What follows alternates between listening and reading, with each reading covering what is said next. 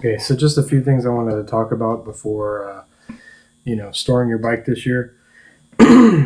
One, make sure that you wash it. That gets all the contaminants and everything on it that can cause it to rust in the winter. Make sure you dry it real good too. Next is to fill your fuel tank completely. That gets rid of all the air in the fuel tank and stops rust from happening inside the fuel tank. The next thing is to drain all the engine oil, even if you changed it recently, and then fill it back up with oil. That prevents any of the contaminants that, little metal chunks, things like that. It prevents us from rusting inside the tank or inside the oil. Remove the spark plugs, but make sure you clean the surface off around the spark plugs first before you do. That way nothing falls down inside the cylinder.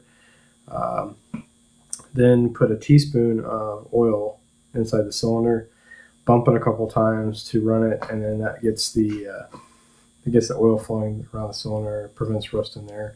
It'll burn off in the spring when you go to start your bike again, or the next time you go to start it.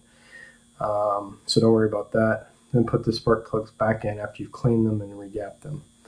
The next thing is to remove the battery and then store it in a dry, cool location.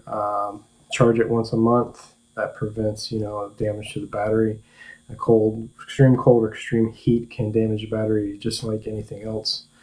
Then you can also remove the seat while you got the battery out. Store that also in a cool, warm location. Prevents stretching of the material, cracking, that kind of thing. If you do store your bike indoors, make sure you prop it up on something, get the tires off the ground. That prevents flat areas on the tire from forming, especially if you're going to have it stored for a while. If there's any windows in the area, make sure you cover the windows so that no light comes in and hits the bike. The other thing you can do is cover the bike. If you do, make sure it's a breathable type material.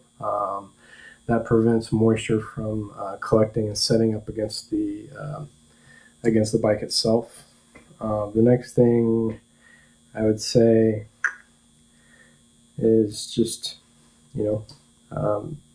if you don't put it up on blocks, put it on some sort of surface like cardboard boxes, or just to get the tires off the ground so the cold air doesn't affect them, or a rug, something like that. That always helps. Anyway, I hope these tips helped. Please like, subscribe, and notify. Thanks.